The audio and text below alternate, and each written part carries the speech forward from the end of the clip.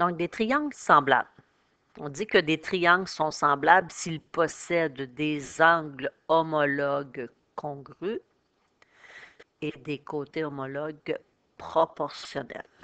Donc, ce sont des triangles qui ont la même forme.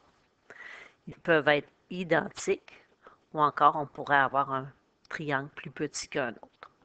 Donc, première chose, on va repérer nos angles homologues. Les angles homologues sont congrus. Donc, ils ont la même mesure. Avec mon angle B et mon angle E sont homologues.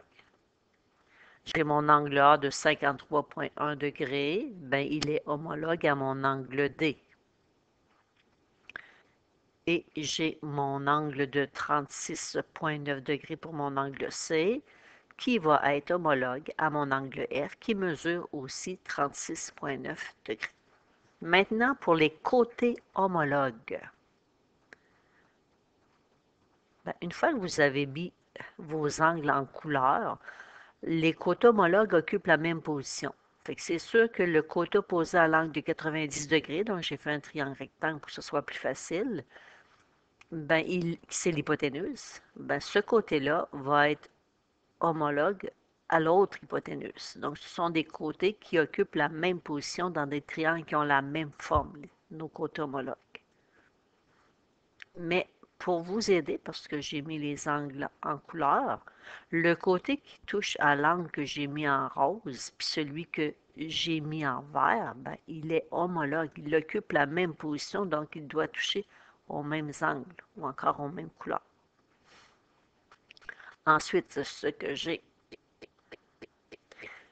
mes cathettes. Ma plus petite, c'est la 3 cm. Fait que la plus petite mesure va aller avec la plus petite mesure. Ça aussi, c'est une autre façon de vous aider à repérer vos côtés homologues. Vous pouvez dire le plus grand côté va avec le plus grand, le plus petit avec le plus petit, puis le moyen avec le moyen.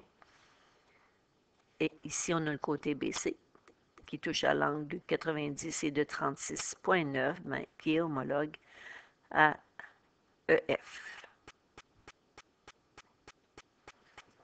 Une fois que vous avez repéré vos côtés homologues, donc on dit que les côtés homologues sont proportionnels. Proportionnel veut dire le même rapport.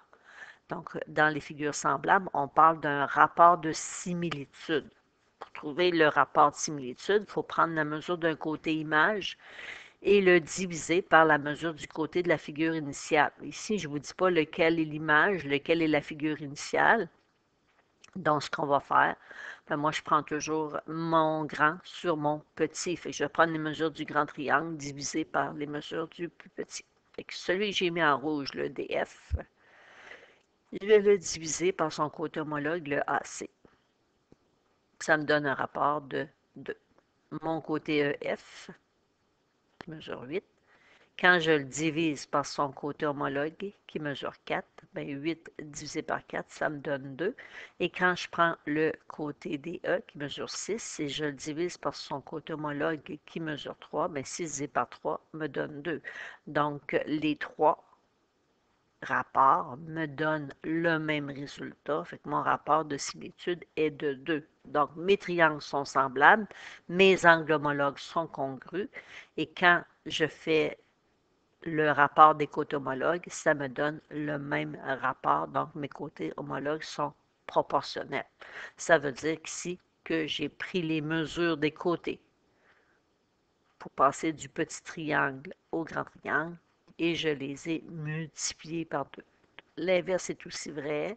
Je pourrais dire pour passer du grand triangle au petit triangle, mais j'ai pris les mesures des côtés et je les ai divisées par 2. Donc, c'est ce que ça veut dire proportionnel. Maintenant, ce qu'on va voir, ce n'est pas obligatoire d'avoir les 3 mesures d'angle et les 3 mesures de côté pour s'assurer que les triangles sont semblables. On a des conditions minimales pour s'assurer que les triangles sont semblables. Donc, on a à connaître la mesure des 3 côtés. Fait que si je n'avais pas mis mes angles, mais j'avais juste mis les mesures des côtés, il me resterait à juste faire mes rapports, vérifier si ça me donne le même rapport. Connaître la mesure d'un angle. Si je connais la mesure d'un angle, je dois connaître absolument la mesure des côtés qui touchent, qui forment cet angle en fin de compte. Ça veut dire que si J'ai l'angle de 90, je suis obligé d'avoir le côté AB et le côté BC. Si j'ai l'angle de 36,9, je suis obligé de connaître la mesure du côté BC puis du côté AC. Puis si je connais l'angle de 53,1 degrés, mais je suis obligé d'avoir le côté AB et le côté AC. Et ça, la même information dans l'autre triangle. Et la dernière chose, seulement connaître la mesure de deux angles. C'est suffisant parce que si on connaît la mesure de deux angles, à part la définition du triangle, la somme des mesures des angles donne 180 degrés, mais si vous connaissez l'angle de 53,1 puis l'angle de 90, bien, automatiquement, vous êtes capable de calculer le troisième. Donc, le minimum pour les angles, c'est d'en connaître deux.